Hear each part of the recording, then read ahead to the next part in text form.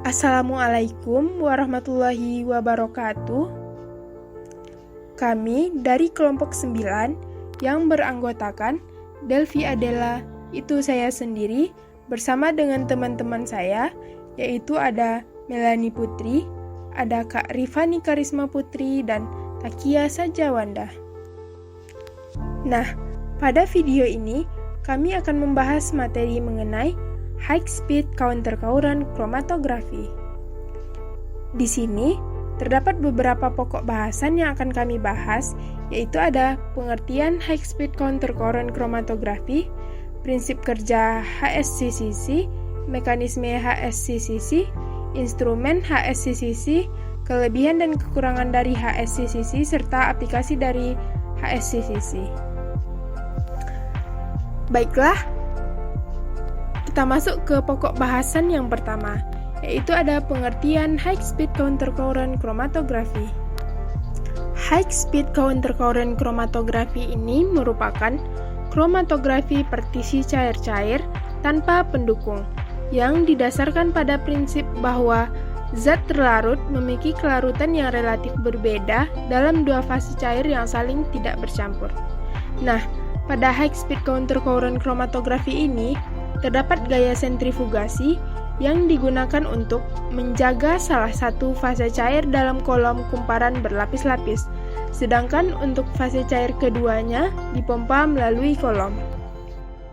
Selanjutnya, kita masuk ke prinsip kerja dari high speed counter current chromatografi, di mana prinsip kerja dari HSCCC ini didasarkan pada partisi zat terlarut antara dua fase cair yang tidak bercampur, melibatkan penggunaan fase diam cair bebas dukungan, fase gerak cair, dan medan gaya sentrifugal, di mana untuk fase diam ini biasanya berupa pelarut nonpolar, sedangkan untuk fase gerak ini biasanya berupa campuran pelarut-pelarut yang sesuai dengan sifat senyawa yang akan kita pisahkan.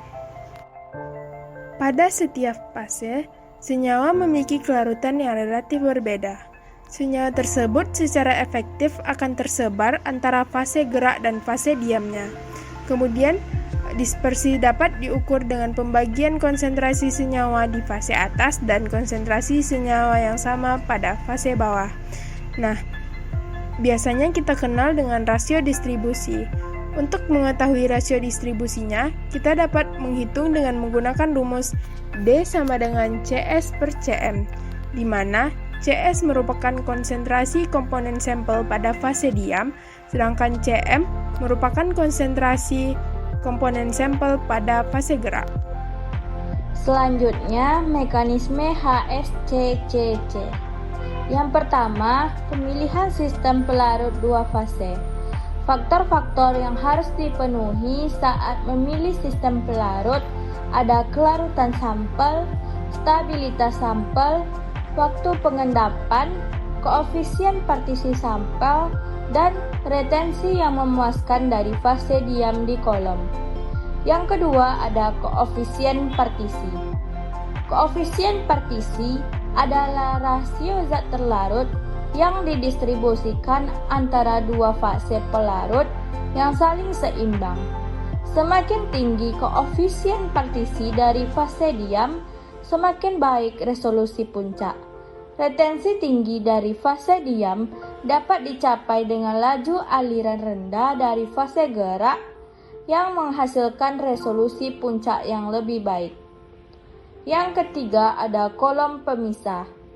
HSCCC menggunakan kolom pemisahan kumparan multilayer. Umumnya digunakan dalam kolom pemisahan untuk analitis 0,85 sampai 1,0 mm, untuk semi preparatif 1,6 mm, untuk preparatif 2,6 mm. Kolom multilayer itu terdiri dari lapisan-lapisan tabung spiral, penataan lapisan, rotasi independen lapisan, injeksi sampel pada lapisan tertentu, kontrol fase cair, pemisahan multimetode, pemantauan dan analisis. Yang keempat adalah laju aliran fase gerak. Klasifikasi laju aliran. Yang pertama, 1 ml per menit untuk kolom analitik dengan 0,85 sampai 1,0 mm. Tabung PTFE kecepatannya 1000 sampai 1200 rpm, beban sampel hingga 50 mg.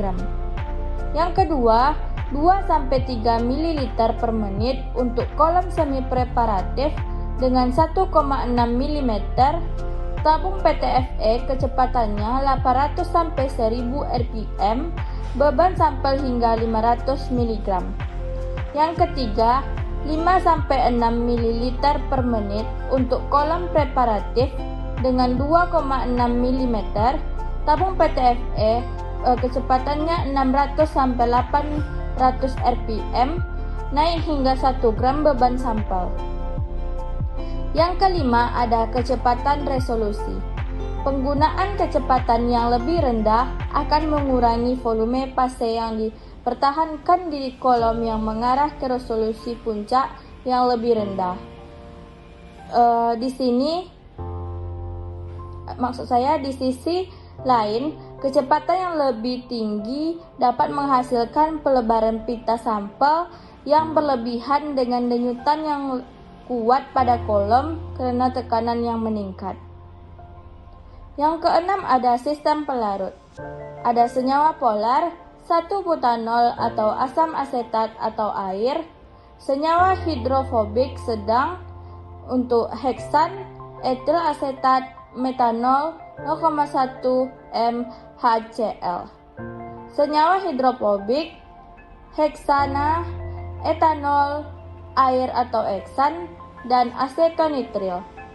Karbon tetraklorida dan kloroform tidak digunakan sebagai sistem pelarut karena adanya deteksi aktivitas karsinogeniknya.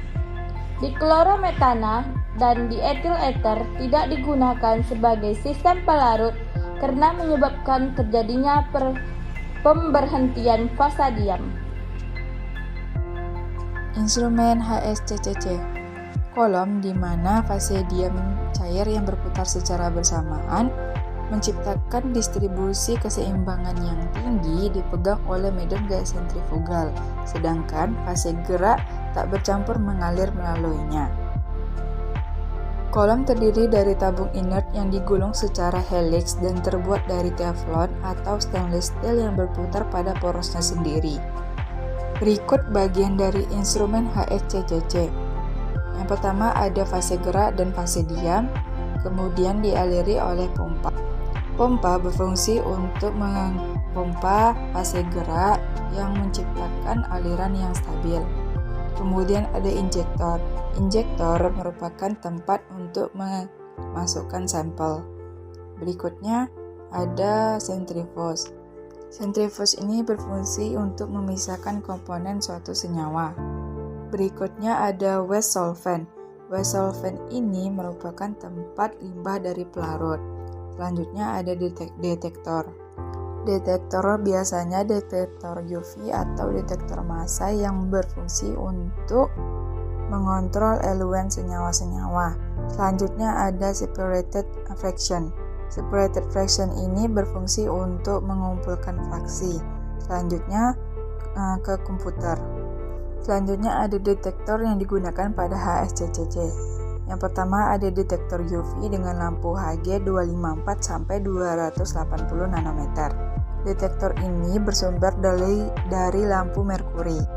Kemudian ada detektor konduktivitas. Detektor ini merupakan detektor universal yang merespon suatu analit yang memiliki konduktivitas. Selanjutnya ada detektor pH. Detektor pH ini detektor yang merujuk pada keasaman atau alkalinitas pelarut. Selanjutnya detektor ELSD. Detektor ini merupakan detektor universal yang mendeteksi komponen tanpa penyerapan UV. Selanjutnya detektor fotodioda 2996. Detektor ini berkinerja tinggi yang menciptakan sensitivitas. Selanjutnya ada aplikasi penggunaan HSCCC. Yang pertama, penemuan obat dan pengembangan obat, kemudian pemurnian warna dan senyawa, analisis tanaman, selanjutnya ekstraksi obat dari tumbuhan dan pemurnian serta isolasi bahan aktif, selanjutnya pemisahan skala preparatif senyawa kiral dan analisis senyawa dan unsur anorganik. Selanjutnya, kelebihan dari high speed countercurrent chromatography. Yang pertama, kemurniannya tinggi karena tidak menggunakan fase diam berupa padatan sehingga tidak dapat mencemari hasil akhirnya. Yang kedua, kapasitas beban sampel yang lebih besar. Yang ketiga, menggunakan sedikit pelarut karena adanya penggunaan ulang untuk fase gerak dan fase diam sehingga pelarutnya dipakai lebih hemat. Yang keempat, resiko rendah untuk sampel terdenaturasi. Yang kelima, resolusi tinggi dengan efisiensi yang baik. Dan yang keenam, tidak merusak senyawa karena tidak melibatkan pemanasan. Yang ketujuh, pemulihan tinggi hampir tanpa kehilangan sampel. Dan yang terakhir, dapat digunakan pada berbagai aplikasi.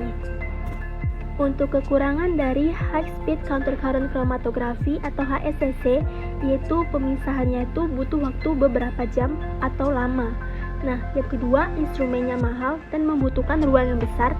Yang ketiga, dibutuhkan keterampilan dan pengetahuan yang khusus untuk menjalankan operasional alat High Speed Countercurrent Chromatography.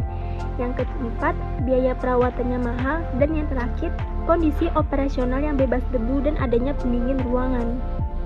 Selanjutnya, di sini kami menampilkan jurnal terkait pemisahan dengan menggunakan HSCCC dengan jurnal berjudul Isolasi dan Pemurnian Ergosterol dan Ergosterol Peroksida dari jamur Silaria striata dengan menggunakan High Speed Countercurrent Chromatography. Nah, untuk isolasi dan pemurnian dengan menggunakan HSCCC ini dengan menggunakan sistem pelarut 2 fase, yaitu N-heksana banding etil asetat banding etanol banding air dengan perbandingan 3:1:2 banding 0,8 V per V. Nah, untuk pemilihan sistem pelarut ini didasarkan pada koefisien partisi dari senyawa target yang dianalisis dengan HPLC. Nah, setelah itu dilakukan identifikasi senyawa menggunakan instrumen HPLC dan identifikasi struktur kimia dengan menggunakan 1H NMR dan 13C NMR. Setelah itu, didapatkan 2 kromatogram dari hasil analisis HSCCC ini. Nah, kromatogram yang di atas didapatkan dari fraksi target dan didapatkan 2 puncak, yaitu puncak A ergosterol dan puncak B ergosterol peroksida. Nah, untuk kromatogram yang di bawah didapatkan dari fraksi pengulangan, yaitu fraksi B, dan didapatkan 1 puncak, yaitu puncak ergosterol peroksida. Nah, untuk parameter dari kromatogramnya ini yaitu sistem pelarutnya 2 fase yang tadi dan kecepatan putarannya 850 rpm, volume injeksi 20 mili, panjang gelombang deteksi 220 nanometer, laju alir 3 mili per menit, dan suhu pemisahannya 25 derajat Celcius. Nah, pada penelitian ini, peneliti mengatakan bahwa meskipun HSCCC merupakan teknologi baru yang menawarkan banyak keunggulan dibandingkan metode pemisahan konvensional, namun pemanfaatannya untuk pemisahan pirosterol terhalang oleh beberapa kelemahan. Yang pertama, pemilihan sistem pelarut yang harus merujuk pada referensi. Nah, namun hanya sedikit literatur yang dapat dirujuk karena penggunaan HSCCC ini tidak dikenal secara luas. Yang kedua, waktu yang digunakan untuk pemisahan relatif lama. Dan yang ketiga, prosedurnya hanya terbatas untuk dekagram sampai miligram sampel dan tidak dapat sampai hektogram atau kilogram, yang mana tidak dapat memenuhi syarat pada industrialisasi. Nah, namun keuntungannya pada penelitian ini yaitu pemulihan sampelnya sangat baik dan secara langsung dapat memurnikan produk akhir dari ekstrak tanaman yang mentah.